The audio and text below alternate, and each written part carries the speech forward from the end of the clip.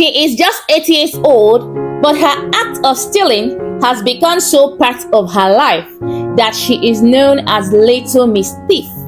This is Sarah, an 8 years old girl that has no control over her eyes and her hands. Sarah likes to take things that doesn't belong to her. It doesn't matter what it was. Money, toys, food.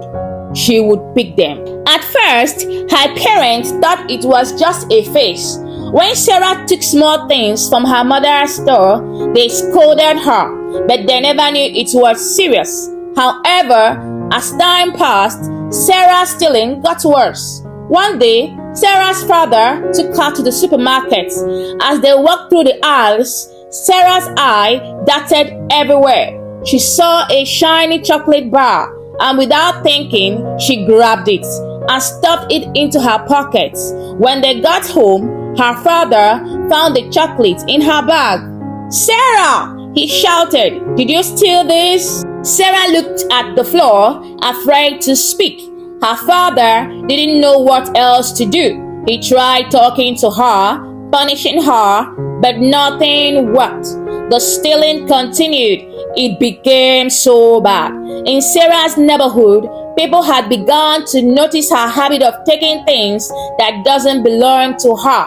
Whenever things went missing, people started whispering, "It must be Sarah." The children in the area were the most aware of her behavior. They had seen her take small toys, snacks, and even money. Slowly, they started calling her Little Miss Thief. One weekend, many of the children in the neighborhood were excited to go to the children's hair salon down the street. It was a Saturday, and everyone was getting their hair done for the new week. Sarah's mother gave her some money to pay for the weaving of her hair. Sarah took the money and left the house, walking towards the salon with the other children. But on the way, she passed by a small store selling biscuits and drinks. When she saw the snacks, she didn't think twice.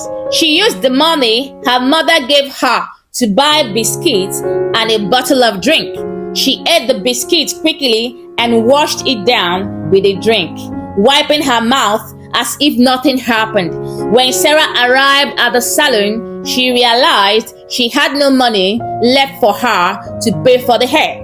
She started looking around, and as soon as her eyes landed on another child's bag, she waited for the right moment and slipped the money from the bag into her pocket.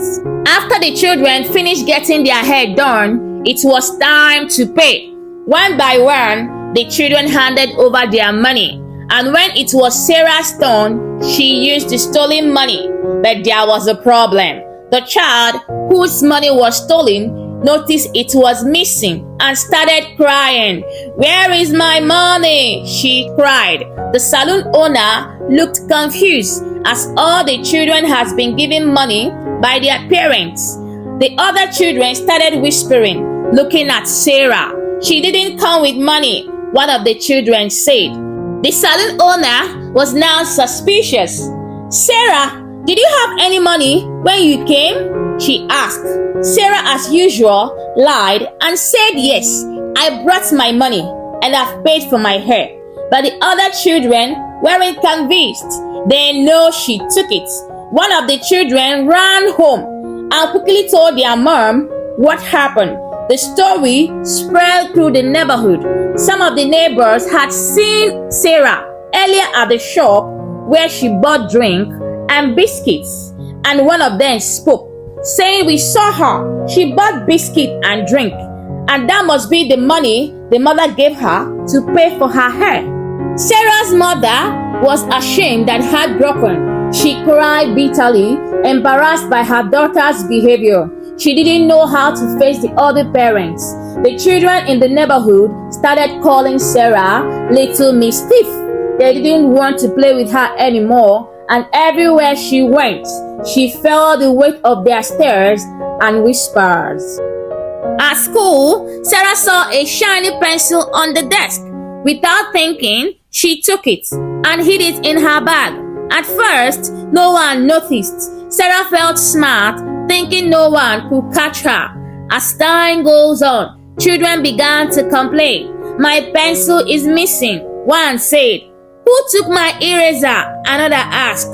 One day, the school principal called Sarah into her office. Sarah, the principal said, looking serious, we have heard about things going missing, and some children have said they saw you near their desk when things disappeared.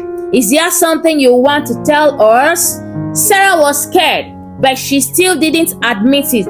After Sarah's discussion with the principal, the school decided to keep an eye on her, but Sarah didn't stop.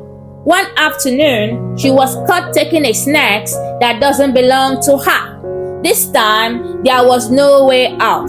The school authority summoned her parents. When Sarah's father arrived, he was ashamed again to hear what his daughter had been doing. The principal looked at him sadly and said, we have tried to help Sarah, but she continues to steal.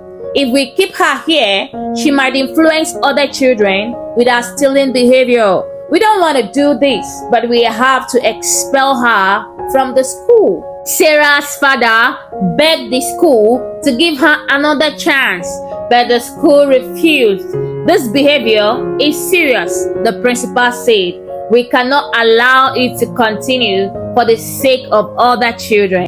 After Sarah was expelled from school for stealing, her parents were heartbroken. No matter how hard they tried to discipline her or talk to her about the wrongs of stealing, nothing seemed to work. The more they scolded her, the more Sarah continued her bad habits. It was clear to them that something deeper was wrong. They began to believe that Sarah's stealing wasn't ordinary. They felt it might be spiritual. One evening, as Sarah's parents were sitting quietly in their living room, worried about their daughter's stealing habits, there was a knock at the door. Sarah's father opened it and saw their elderly neighbor, Mr. Adamu.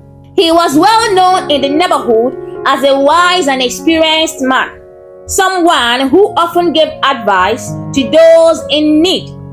Good evening, Baba Adamu, Sarah's father greeted him, surprised by the unexpected visit. Please come in.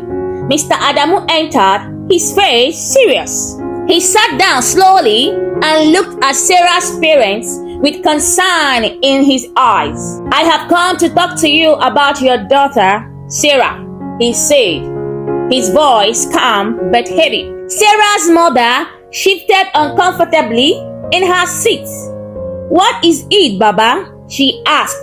We know her problem is serious and we have been praying for her. The old man nodded. Yes, I have heard about the prayers, but I have come because of something I overheard in the neighborhood. I don't know if it is true, but I thought it could be wise to share it with you. Sarah's parents exchanged nervous glances. What did you hear? Her father asked. I heard from some of the women in the market that when you were pregnant with Sarah, you had a strong craving for snacks, biscuits, and anything that was easy to eat. But what worried me is that they said you would go around eating from many people's pots, especially even when they don't want to give you. Neighbors complained that you had long throats, always wanting to taste their food without permission. Sarah's mother's face turned red with embarrassment. She remembered those days during her pregnancy when her cravings were uncontrollable. It is true, she admitted quietly. I did eat a lot of snacks and sometimes tested neighbors' food, but I didn't think it was a problem. I was just hungry all the time. Sarah's father frowned. But how could that be possible? He asked, shaking his head. How could what she ate during pregnancy make Sarah to steal? Mr. Adamu looked at him and said with all seriousness, your wife gave access for your baby to be initiated through her uncontrollable cravings during pregnancy. And now the poor child is suffering the humiliation. Try and help that baby before it's too late. It's not everything I heard I will say here. I will take my leave now. And he left. As he left, Sarah's parents sat in silence, feeling the weight of what they had just heard. They knew they couldn't ignore the possibility that there might be more to Sarah's stealing than they had thought. After hearing what Baba Adamu said, Sarah's parents knew they needed to act fast.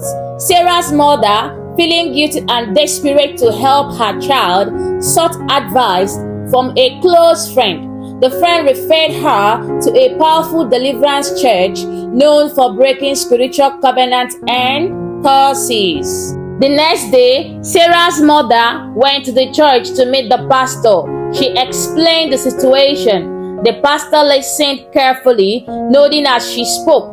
After the discussion, Sarah and her mom was scheduled for deliverance section. For 7 days, Sarah and her mother went to the church every morning and evening for prayers.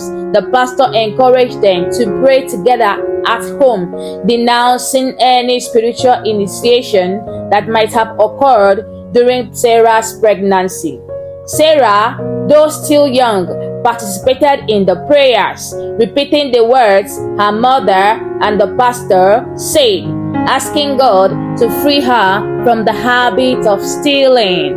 As time goes on, Sarah's parents began to notice changes. Sarah was no longer tempted to steal snacks or biscuits, and the desire to take things that weren't hers seemed to fade.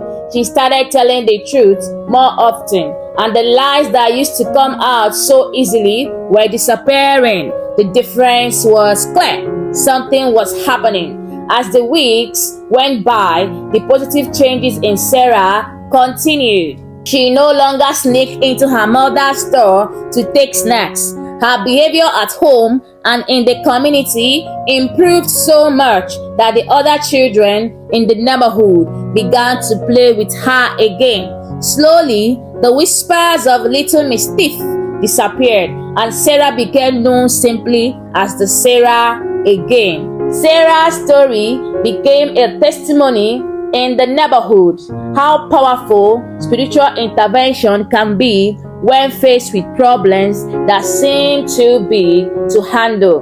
The deliverance had worked, and Sarah was no longer controlled by the urge to steal. This is the end of the story. Thank you, my dear viewers, for coming this far with me. Please subscribe to my channel and turn on your notification button for more interesting stories. Bye.